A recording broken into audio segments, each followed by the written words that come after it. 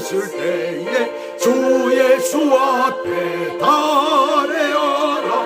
내일 일을 염려하지 말고 주 예수께 아뢰라. 주 예수 앞에 달해어라. 주 우리의 친구니 무엇이나 근심하지 말고 주 예수께 아뢰라. 죽음 앞에 겁을 내는 자여 주 예수 앞에 달해어라. 하늘나라 바라보는 자여 주 예수께 아뢰라. 주 예수 앞에 달해어라. 주 우리의 친구니 무엇이나 근심하지 말고 주 예수께 아뢰라.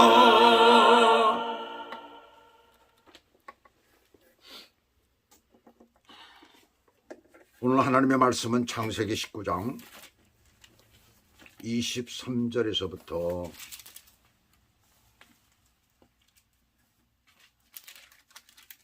29절까지입니다. 19장 23절에서부터 29절까지 제가 봉독해 올려드리겠습니다. 롯이 소알에 들어갈 때 해가 돋았더라. 여호와께서 하늘 곧 여호와께로부터 유황과 불을 소돔과 고모라에 비같이 내리사 그 성들과 온 들과 성에 거주하는 모든 백성과 땅에 난 것을 다 엎어 멸하셨더라. 롯의 아내는 뒤를 돌아보았으므로 소금 기둥이 되었더라. 아브라함이 그 아침에 일찍이 일어나 여호와 앞에 서 있던 곳에 이르러 소돔과 고모라와 그 온 지형을 향하여 눈을 들어 연기가 옹기가마의 연기같이 치솟음을 보았더라. 하나님이 그 지역의 성을 멸하실 때 곧 롯이 거주하는 성을 엎으실 때에 하나님이 아브라함을 생각하사 롯을 그 엎으시는 중에서 내보내셨더라. 아멘.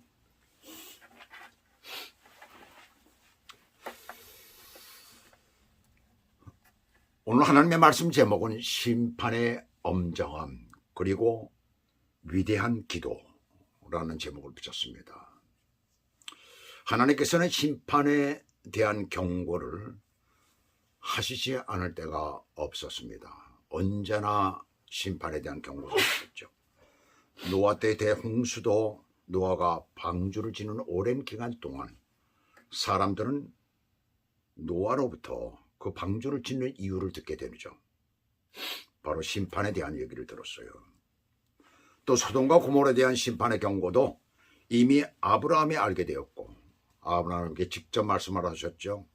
그리고 심판 전날에 롯을 통해서 그 사위들과 그리고 그들과 함께 있었던 무리들도 아마 그 말씀을 들었을 것입니다. 만약에 그들이 그 말을 듣고 빠져나왔다면 아마 많은 사람이 살았을지도 모릅니다. 그러나 그들은 모두 조롱하고 농담으로 여기고 무시했던 거예요. 이제 이 땅의 마지막 심판에 대해서도 데살로니가전서 5장 2절 3절을 보시게 되면 주의 날이 밤에 도적같이 이를 줄을 너희 자신이 자세히 알미라. 너희 자신들이 안다는 얘기예요. 심판의 때가 가까이 왔다는 것을 안다는 것입니다. 그리고 너희가 평안하다, 저희가 평안하다, 안전하다 할 그때에 사람들이 살아가면서 에휴 심판이 있을 리가 있어? 없어. 지금은 괜찮아. 안전해. 괜찮아. 라고 할 그때 잉태된 여자에게 해산 고통의 이름과 같이 멸망이 호련히 저에게 이르리니 결탄코 피하지 못하리라. 임신한 여자가 자기가 곧 아이를 낳을 것이라는 것을 알고 있잖아요. 그 만삭이 되려면 압니다. 그러나 날짜는 모르는 거예요. 언제 임할지 모르는 것입니다. 근데 어느 날 갑자기 진통이 시작되잖아요. 전혀 모르고 있다가 깨닫지 못하고 있다가 언제일지 모르지만 그래도 이때쯤은 되겠다. 지금은 의학이 발전해서 그래도 한 며칠 내로 그 진통이 올 것입니다 라고 얘기를 하는데 그러나 그 시간까지는 맞추지를 못하잖아요. 그 식구들이 다 떠나 있을 때 갑자기 고통이 옵니다. 바로 그것과 마찬가지라는 얘기예요. 그런 일이 일어날 것인데 결단코 피하지 못하리라. 물론 예수님께서는 이 땅에 심판의 시간은 가르쳐 주시지 않았지만은 그러나 심판의 때에 대해서는 몇 가지를 가르쳐 주셨어요. 천국 복음이 온 세상에 전파될 때에. 그리고 또 어떤 말씀을 하셨습니까? 많은 사람이 나는 그리스도라라고 하면서 나타날 때에, 또 민족이 민족을, 나라가 나라를 대적하고 그렇게 싸움박질을 할 때에, 또 그리고 곳곳에 기근과 지진이 일어날 때에, 또 뭐라고 그랬어요? 무화과 나무에 가지가 연하해지고 잎사귀를 내면, 즉 이스라엘이 회복되면 이 모든 일을 보거든 예수님이 가까이 문 앞에 온 줄을 알라라고 이렇게 말씀하셨습니다. 그러면서 뭐라고 말씀하십니까? 그러나 도적같이 임한다라고 했어요. 그 때가 이미 이를 것이다 라고 짐작은 하고 있지만은 도적같이 온다는 거예요. 우리가 평안하다, 아니야, 아직은 아니야, 조금 더 있어야 돼, 그때 오신다는 겁니다. 소돔과 고모라의 멸망도 심판 바로 직전 몇 사람만 알게 되었지만 그들조차도 전혀 인식하지 못하고 깨닫지 못했을 때 갑자기 임한 것입니다. 오늘 이 말씀은 또한 오늘을 살고 있는 우리들에게 항상 마지막 때인 것처럼 깨어 살라는 그런 메시지가 되는 것이에요. 그리고 곧 하나님께서는 롯이 안전하게 소알성에 들어갈 때에 아침 해가 돋을 때라고 그랬어요. 그때 유황과 불을 소돔과 고모라에 비같이 내리신 겁니다. 유황과 불을 어떻게 내리셨을까? 본문은 여호와께로부터라고 그랬어요. 하늘로부터라고 그랬습니다. 그러면서 여호와께로부터라고 말씀하고 있습니다. 심판의 주역이 하나님이시라는 거예요. 또한 내리신 유황과 불비는 멸망의 도구예요. 그래서 오늘날 사람들은 그 시기에 지진 혹은 화산이 폭발했다고 지진학자들이나 과학자들은 그렇게 말을 합니다. 그러나 성경은 분명히 유황과 불이 비같이 내렸다라고 해요. 하늘로부터 내렸다고 합니다. 하나님으로부터라고 해서 이것은 하나님의 초월적인 능력을 말하고 있는 것입니다. 하나님께서는 무에서 이 우주 만물을 만드셨어요. 아무것도 없는 상태에서 만드셨듯이 하나님께서는 심판으로 멸망시키는 것도 전혀 인간들이 어떤 지혜나 어떤 것을 가지고 측정할 수 없는, 그것을 넘어선다는 사실을 우리들에게 가르쳐주고 있는 것입니다. 그렇다면 소돔과 고모라의 근본적인 죄는 무엇일까요? 우리 이미 지난 시간에 본문을 통해서 어느 정도 알고 있죠. 제가 정리해 드릴게요. 첫 번째는 하나님의 창조 질서를 거역한 거예요. 하나님의 창조 질서의 첫째가 하나님과 인간의 관계가 되는 것입니다. 인간은 하나님을 경배해야 되는 거예요. 그래서 하나님의 말씀을 듣고 믿고 순종해야 되는 거예요. 근데 소돔은 그렇지 않았잖아요. 인간들은 그렇지 않습니다. 지금도 그렇습니다. 그 다음은 인간끼리의 관계, 도덕적 관계, 윤리적인 관계를 말하고 있죠. 자, 보세요. 여기서 남자가 남자를 상관하는, 즉 남색을 여기서 말하고 있습니다. 즉 학문 성교를 말하고 있는 거예요. 남색하는 자를 카데시라고 하지요. 바로 그것을 말하고 있는 것입니다. 열왕기상 14장 24절에 보면 남색하는 자가 있었고, 바로 그때는 어느 때냐면 솔로몬의 아들 르호보암 왕이 통치를 하던 시기였습니다. 그런데 근본적인 원인은 어디에 있었느냐면 솔로몬 왕의 문제가 있었죠. 솔로몬 왕이 말년에 가서 많은 이방의 여자들을, 포로들을 잡아온 중에서 또는 혹은 또 공주나 뭐 이런 사람들, 이국에 이런 사람들을 데리고 와서 자기 아내를 삼고 후궁으로 삼으로 말미암아 그들이 가지고 온 이방신만 가지고 왔습니까? 음란을 가지고 왔다는 얘기입니다. 음란의 모든 것들을 가지고 왔다는 얘기입니다. 바로 거기에서 타락이 된 것이에요. 근데 우리가 열왕기상 15장에 보시게 되면 르호보암의 손자인 아사 왕이 남색하는 자들을 모두 유다 땅에서 쫓아냈다고 그랬습니다. 그러나 그때뿐이었어요. 또 그런 것들이 생기는 것을 우리가 보죠. 고린도전서 6장 9절에서 남색하는 자를 불의한 자라고 하면서 그들은 하나님의 유업이 없다라고 말씀을 합니다. 바로 그것이 이유가 되는 거예요. 그 다음에 두 번째는 가증함이에요. 손님들을 융성하게 대접하는 것이 그 당시 관습이요 도덕이었습니다. 그런데 그 손님들을 집단으로 성폭행하려고 했던 거예요. 얼마나 가증한 일입니까? 하나님 보시기에. 그 다음에 세 번째는 교만입니다. 그들은 물질적으로 풍부했어요. 그러나 어려움을 당한 사람들을 돌볼 줄을 몰랐습니다. 그래서 에스겔서 16장 49절에 보시게 되면 그것을 청나라에게 말씀을 하고 있죠. 내 아우 소돔의 죄악은 이러하니 그와 그의 딸들에게 교만함과, 이게 무슨 말이에요? 성적 질서를 말하고 있습니다. 그와 그의 딸들에게 교만함과, 이 말은 성적 질서를 말하고 있는 것입니다. 남색하는 것을 여기서는 이렇게 표현을 하고 있는 거예요. 그 다음에 음식불의 풍족함과 태평함이 있음이며, 그런 것들이 있는데 가난하고 궁핍한 자들을 돌보지 않았다는 것이에요. 바로 이것들이 패망의 원인이 되었다고 말씀을 하고 있습니다. 심판의 기준을 넘어선 것을 우리들에게 가르쳐주고 있는 거예요.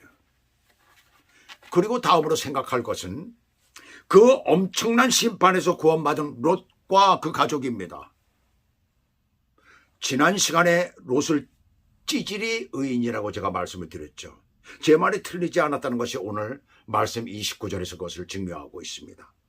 하나님이 아브라함을 생각해서 롯을 그 엎으시는 중에서 내보내셨다. 그러니까 소돔과 고모라를 엎으시는 중에서 내보냈다는 거예요. 누굴 생각해서? 아브라함을 생각해서.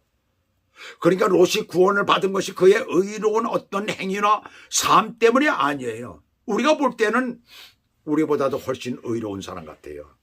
그렇잖아요. 어떻게 그렇게 착한 일을 할 수가 있을까요? 근데 그것 때문이 아니라는 얘기입니다. 전적으로 아브라함의 롯을 위한 기도 때문이었음을 우리가 알 수가 있습니다. 그래서 그 엎으시는 중에서 내보내셨더라. 아브라함을 생각해서 긍휼을 베푸신 거예요. 롯에게. 그렇다면 기도가 무엇이길래 롯과 그 가족을 유황불 심판에서 구할 수가 있었을까요? 기도는 흔히 하나님과의 영혼의 대화다라고 우리는 그렇게 정의를 하고 있어요. 그러나 대화의 형태는 여러 가지지요. 진정한 기도는 하나님께 자백하는 그런 기도입니다. 에스라서 9장 5절에 보시면 백성의 지도자들이 이방의 여인들과 결혼하고 우상을 섬긴 것에 대해서 에스라가 하나님 앞에 무릎을 꿇고 기도하는 장면이 나옵니다. 그때 어떻게 기도를 합니까? 이런 큰 죄악은 자신들의 죄가 크기 때문이라고 얘기를, 자기에게 그것을 돌리고 있습니다. 에스라는. 오늘 과연 이러한 목회자가 있을까요? 오늘날 백성들이 짓는 그 죄, 이방의 여인들을 데리고 와서 결혼을 한 그 죄, 그것을 자신들이 잘못됐기 때문에 그렇게 된 것입니다 라고 기도를 하고 있어요. 두 번째는 기도의 형태가, 두 번째는 찬양의 기도입니다. 우리 주기도문에서 잘 보여주고 있죠. 주님을 높이는 것이 제일 먼저 나오고 있잖아요. 찬양하는 것이. 그 다음에 세 번째는 찬양과 비슷한 친교의 기도예요. 아브라함이 창세기 18장에서 하나님과 서로 이야기하며 나눈 거죠. 바로 그것이 기도입니다. 아브라함이 요청을 하는 장면이 나오잖아요. 바로 기도라는 얘기예요. 출애굽기 25장에서는 속죄소 위에서 대제사장과 교제하기를 원하셨어요. 하나님께서. 친교회는 언제나 따라오는 것이 감사입니다. 그래서 늘 감사로 하나님 앞에 드리면서 주님과 교제를 하는 것. 그러니까 주님께서는 교제하기를 원하신다는 거예요. 우리와 함께. 그거 바로 기도라는 얘기입니다. 세 번째는 당연히 우리의 간절한 요구사항입니다. 대표적인 인물이 누구예요? 바로 다니엘입니다. 간절한 기도를 한 것이 나오잖아요. 바벨론의 포로로 잡혀갔을 때 느부갓네살 왕이 하나는 꿈을 꾸잖아요. 그 다니엘서 2장에 나옵니다. 근데 그 꿈의 내용이 뭔지를 모르는 거예요. 꿈을 꿨는데 아주 이상야릇한 꿈을 꾼 거예요. 그래서 번민이 돼가지고 잠을 잘 수가 없는 거예요. 그래서 전국의 술사들을 다 불러 모읍니다. 무당들을 불러 모읍니다. 점성가들을 불러 모읍니다. 다 불러 모은 거예요. 하여튼 뭐 한 가닥 한다는 그런 뭐 지혜자들을 모두 다 불러 모았습니다. 그래서 내 꿈을 좀 얘기를 해달라. 그리고 해석을 해달라 그러는 거예요. 그니 한번 생각을 해보세요. 누가 느부갓네살 왕의 그 머릿속에 들어갔습니까? 그가 꿈꿀 때 그 꿈속에 들어가 있었느냐고요. 도저히 알 수가 없는 거죠. 생떼를 써도 그런 생떼가 어디 있어요. 그런 술사들이 뭐라고 합니까? 꿈을 얘기해 주십시오. 그러면 우리가 그 꿈을 해석해 드리겠습니다. 그때는 느부갓네살 왕이 망부가 내려요. 과연 느부갓네살 왕이 그 꿈을 잊어버려서 그렇게 말하는 건지 아니면 그들을 테스트하기 위해서 그런 건지 그건 정확하지가 않습니다. 아마 두 번째 테스트하기 위한 그런 것일 수도 있습니다. 그래놓고 결과적으로는 뭐예요? 모두 다 죽여버린다는 거예요.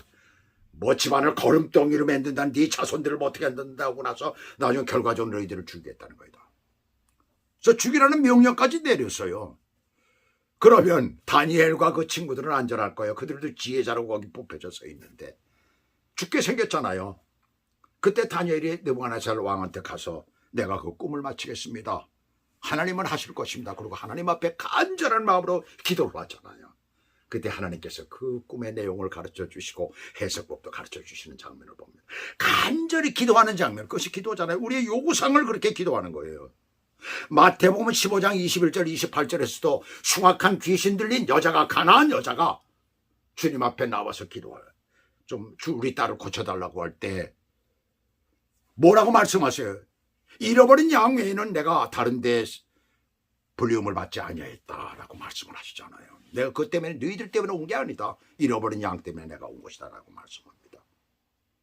그때 뭐라고 얘기를 합니까? 개도 자기 주인의 상에서 떨어진 부스러기를 먹나이다. 좀 그 부스러기라도 달라는 거예요. 그때 주님께서 뭐라고 말씀? 내 믿음이 크도다.